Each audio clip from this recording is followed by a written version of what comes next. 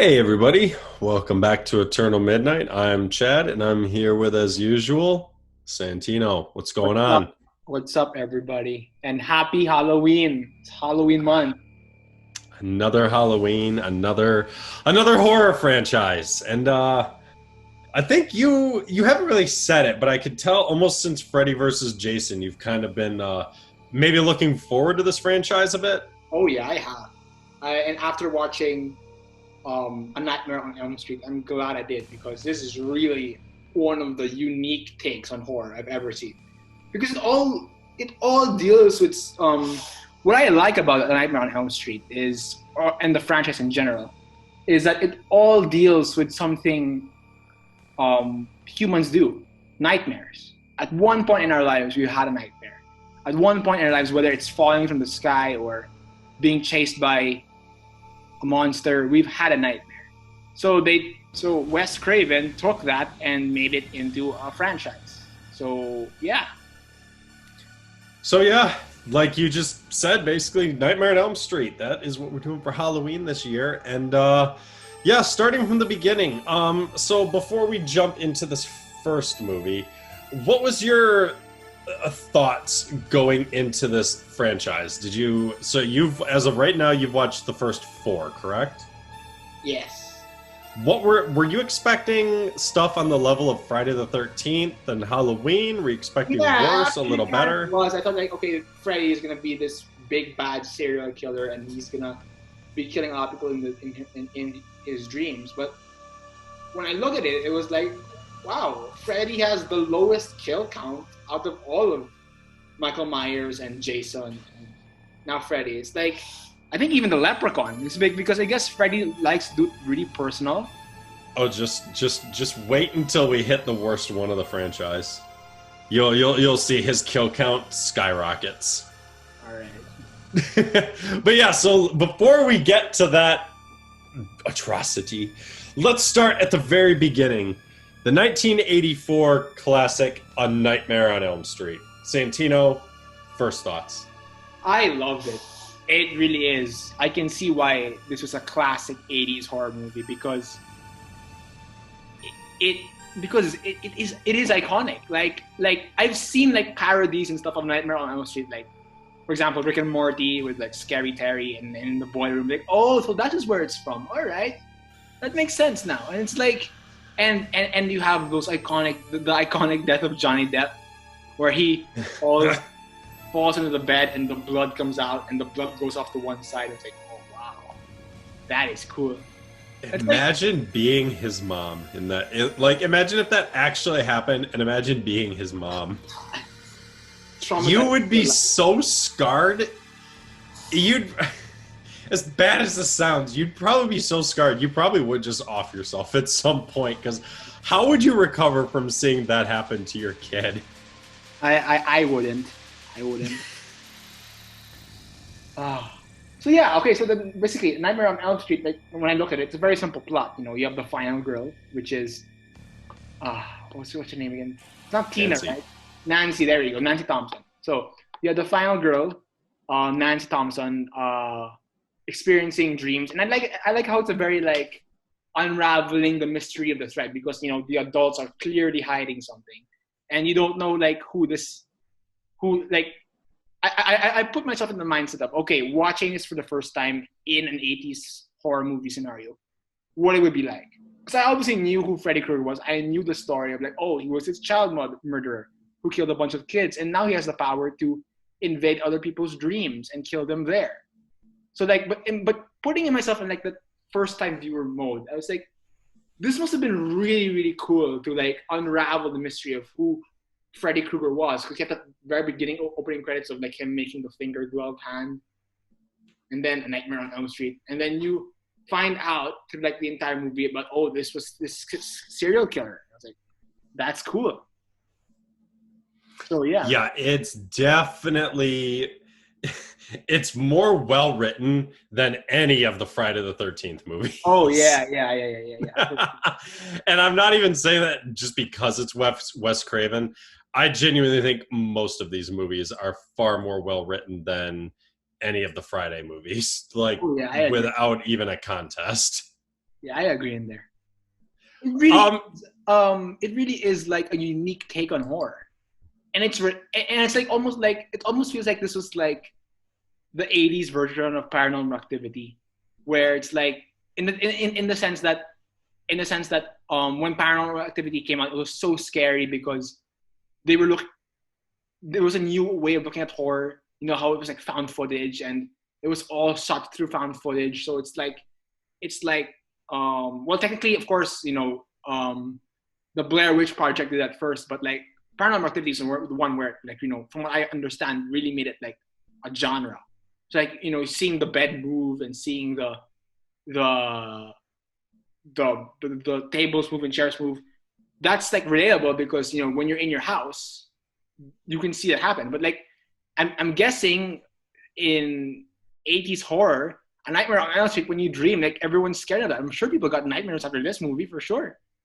Oh, I mean, probably the same people as like, people afraid of, going in the water after seeing Jaws. It probably just terrified people to being like, I don't even want to sleep. Where are we safe anymore? But it's like, that's the creativity that Wes Craven gave us in this movie. Yeah. So let's talk. So were you expecting Tina to go as fast as she did?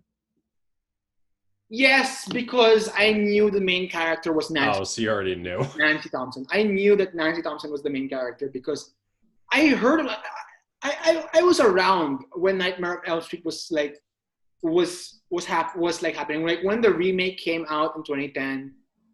Yeah, I believe it was 2010 because I know it was 2010 because I was gonna say when the '80s ones came out. No, you weren't. no, when the remake came out in 2010, and I know it was 2010 because Iron Man 2 came out the same year, and there was like a theater. Um, I remember watching Iron Man 2 in the theater, and I see all the posters on Nightmare on Elm Street, and I asked my mom, like, "What's that about?" And it's like, it looks like a scary horror movie. It's like, "Oh yeah, it's about this girl named Nancy Thompson who fought this demon in her dreams." I was like, "Oh, I'm never watching that ever because I'm too scared." And like, look at me now. I watched 4 of these. And they're not that scary anymore. Not as scary. Freddy is a funny guy. He's a really funny character, though. I wouldn't say Freddy started getting funny till 3. Now, but he has awesome. He has awesome like one-liners here. I mean, like okay, okay, not here, but in the second movie, he has one-liner. It's like, okay, that's hilarious. I started laughing my ass off. But I'll talk about it in the second one. But in the first one, yeah, in the first one, he is pretty scary. Well, in the first one, in the first movie, he is the prime example of the boogeyman. Right. He's this thing that you fear. You can't fight it. You can't stop it. You can't get away from it. And these kids are these kids are terrified to go to sleep because they know once they go to sleep, they're powerless. And it's like, that is, in a nutshell, true fear. Where it's like you're powerless to stop something terrible from happening to you, but sleep is something we as human beings have to do. So it's like, just imagine if this was real. This would be the scariest of all 3 of the big 3 slashers. Right, exactly. If this was real, Freddy Krueger would be like this thing to be feared because he is. Because you can run from Jason and Michael. There's no running from Freddy. Yeah, because he'll appear anytime you fall asleep. So yeah. So you said that you liked the unraveling of you said you liked the unraveling of the mystery. How do you think they handled Freddy's backstory in this movie? Like, do you think they left it nice and ominous? Do you wish they'd explained more in this movie? I like that. Because if you've noticed, you said you've watched 1 through 4. Have you noticed that each movie builds more and more on who he is and where he came from? Yeah, especially the third one. The third one, which I really like, is builds more on his story. But I like the fact that for this first movie, there is we get a taste or like enough enough to satiate us on like what he was like. Okay, so like at first we think he's this demon, and at the very like I think around the halfway mark or the 75% of the movie through, they explain that he wasn't just a demon. He was a dude who liked to kidnap children and kill people. And I like what the mom said, that the lawyers got fat and the judge got famous, but someone filed the wrong like appeal, and Freddy was never caught. So a bunch of the parents like trapped him in a burning building and killed him. The boiler room. Sorry, yeah, boiler room, and killed him. It's like, okay, so that boiler room is where he died. So like I like that. I like that explanation, you know. Mm-hmm. And it makes sense. And then like that, we killed him, and now he's back for revenge. Yeah. And it's like that's really all we needed for this one, because then it makes you wonder: is this his ghost? Is it his spirit?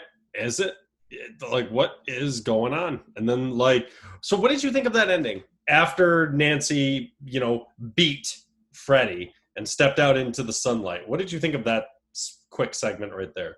It was very tacked on, honestly. It's like, oh, the mom's alive, surprisingly. Oh, wait, no, she dies again. I was like, what? Well, don't forget, the whole thing was supposed to be a dream, but now it's what was real and what wasn't. Yeah, exactly. I mean, like, I liked it, for sure. For sure I did. But it's like, and I get it, it's like, oh, like the final scare. It's like, the audience needs that one more scare to make, to get that surprise in. I did like it. It's just like, I'm like, well, that was like, and again, I knew about the ending before. I I watched the movie. I knew that the mom was gonna be like, like the surprise last victim. So yeah. So Freddy in this movie, what did you think of his presence, his design, his voice, everything? Robert Englund really gives the charisma and vibrancy that I do like. Because after seeing both Jason and Michael, where they're just silent killers, going about their business, murdering people. I'm glad Freddy. I was like, I'm glad the serial killer's talking this time. Basically, that's what I'm trying to say.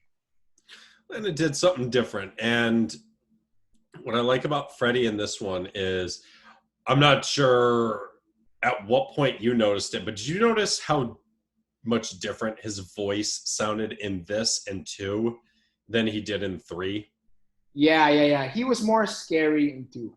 His voice was far more like deep and sinister. Yeah. And everything he seemed to have said in these first two movies had much more like weight behind when he would speak, as opposed to when we get to, and I don't even want to dog 4 because I love 4, but it's like he talks a lot in 4. He talks even more in 5 and 6. Right. And it's like at that point, it's like they're fun. Some of them are quality in the later half of the first 6, but it's like the scares, especially of like the scares of 1, are long gone, even by the time we hit 3. Yeah. I noticed that because 3 is more of like an action movie. Well, not again action, but like action horror comedy. An action horror comedy, exactly.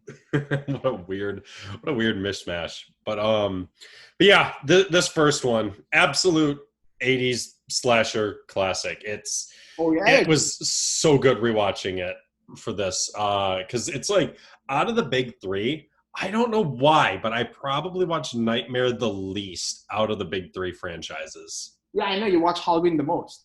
You told me. I watch Halloween the most. I watch Friday the second most, and then I watch this. Right. Which is weird because I probably should watch this more, because this franchise has like my absolute favorite final girl of all time in it. Nancy Thompson, or there's someone after?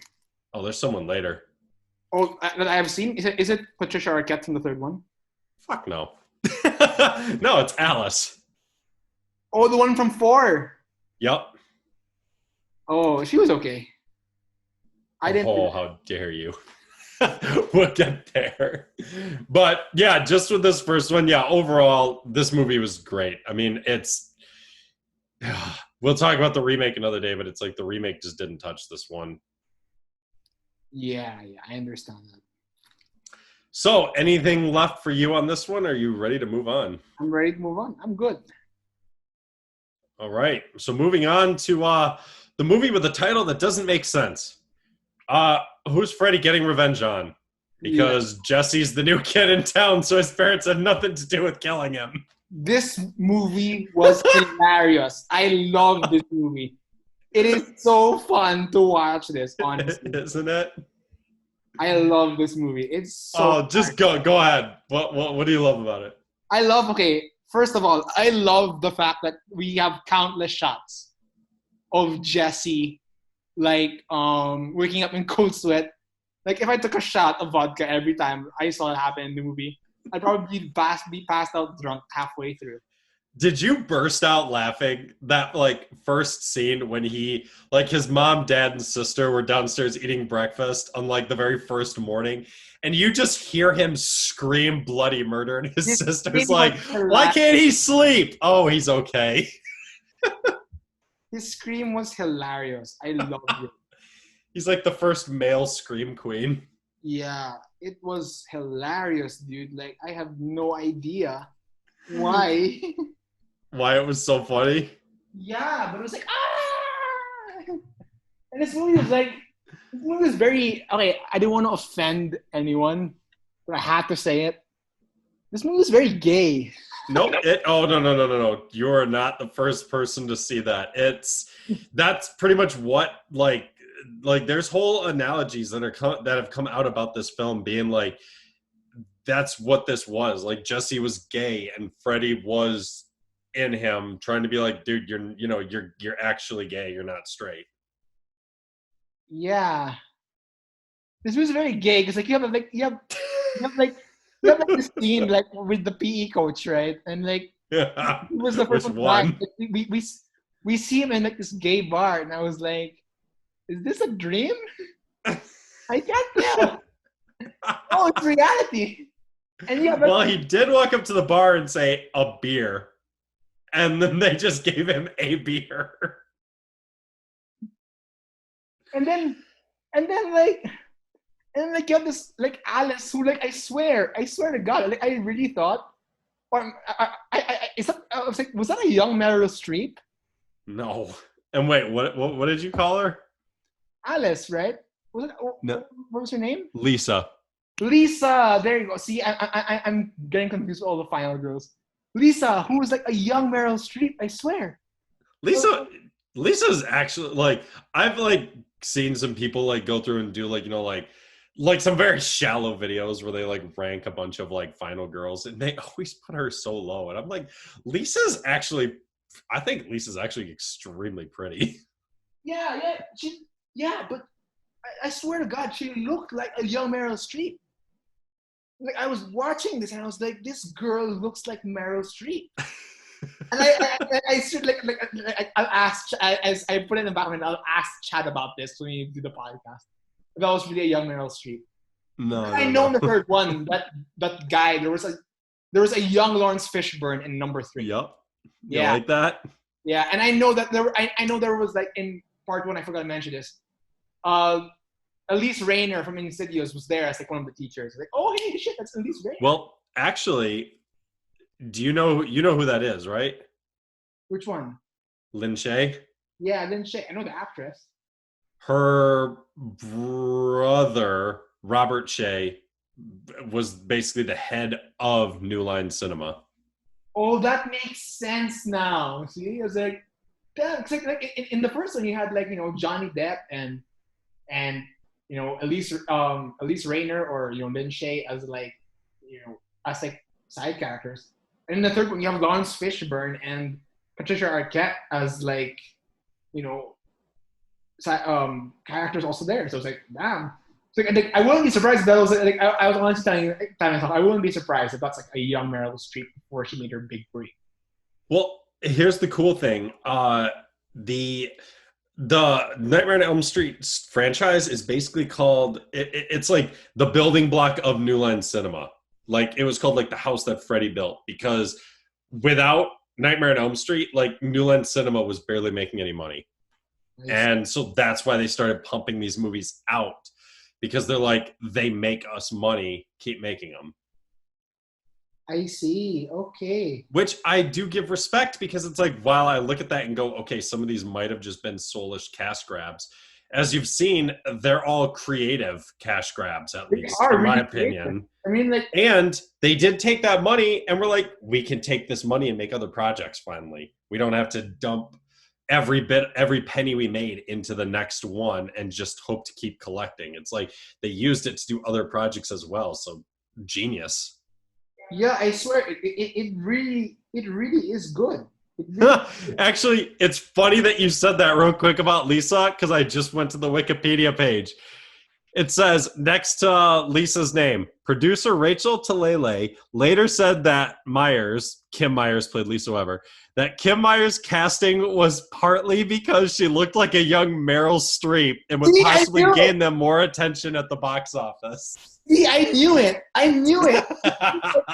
Like I swear, she looked like a young Meryl Streep. That's funny. Wow, we've spent a lot of time on Lisa. But I liked Lisa. I thought Lisa was really good for the female character. Yeah, for not being the female lead. Even though I think she would have made a good female lead if they hadn't. But if you think about it, this was, out of the big three, I think this is the only one where a male was the lead in one of these. Yeah, because it's usually always a girl, right? I think in Friday the 13th, it took until the 9th movie when a guy was the lead. Right. And Halloween, never. It was always a female. Every movie was a female in Halloween. Yeah, never. It was always a female.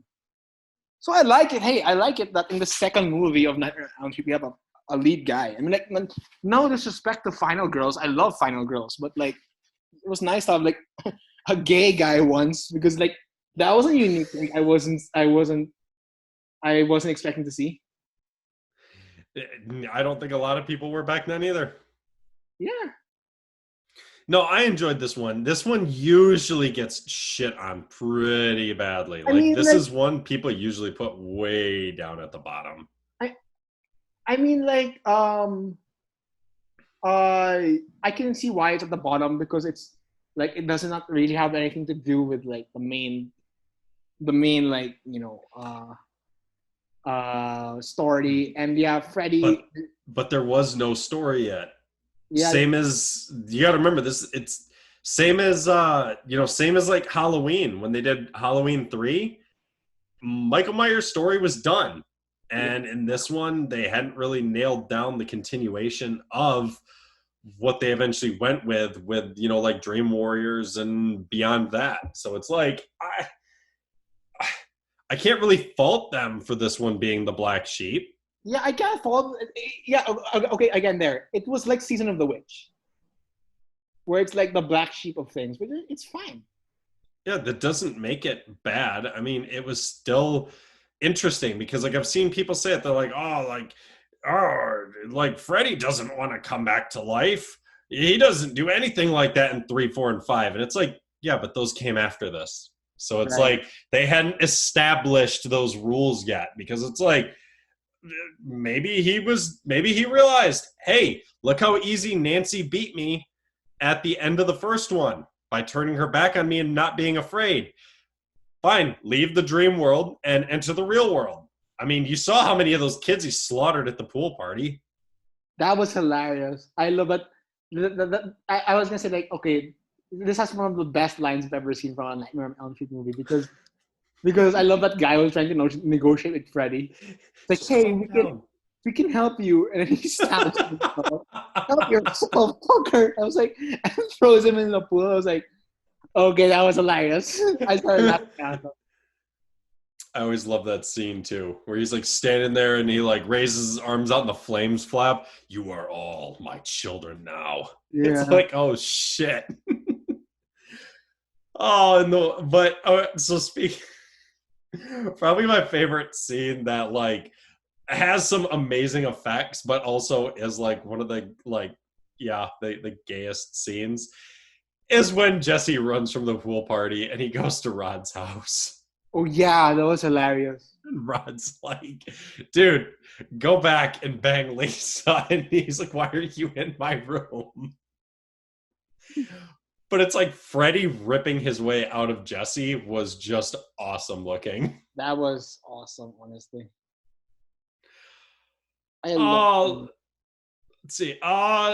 So what did you think of Jesse compared to Nancy? Like equal? Nancy's I like another Nancy way level? better. I like Nancy way better. And it's not to discriminate against Jesse, no way. It's just the fact that Nancy for me Nancy for me, it was like she was way better because um I liked her story more. I just liked what she was going through more. And I like in Nancy's story, it was the unraveling of things, you know? It's like it's just a random dude, and then you figure out, oh, this dude has a backstory. This dude is Mm-hmm. a serial killer. Versus Jesse and his like problems where he's like always waking up in sweat and screaming like ah!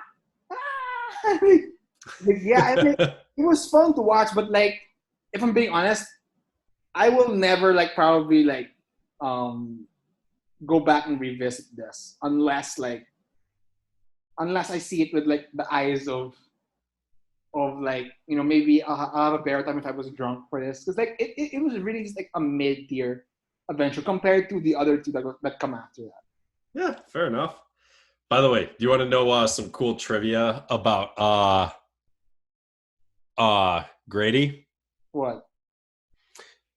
So when he went to audition for this film, a friend of his went with him to the audition. Guess who that friend was? Who? Robert Downey Jr. No way. Yep.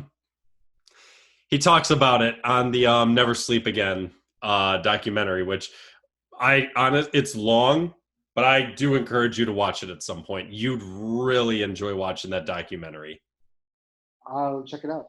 It's really cool. Like they get almost everybody from these movies to come back and talk about it. I think like Johnny Depp is like one of the few big names who doesn't show up to talk about the movies. Oh damn, that sucks. Other than that, pretty much everyone else shows up and has something to say about the movies they were in. Nice, nice. Like even to the point of like the naked nurse from Nightmare on Elm Street 3 is on the documentary. Shit. But yeah, I think the way they beat Freddy in this was probably one of the weaker ways. Oh yeah, for sure. I'm still kind of confused. I think it still kind of goes. I think it's a different way of the no of not being afraid of him anymore, and instead of turning her back on him, Yeah. she showed him love and compassion. I think I'm reaching on this, but I'm trying to make it make sense. Yeah, yeah.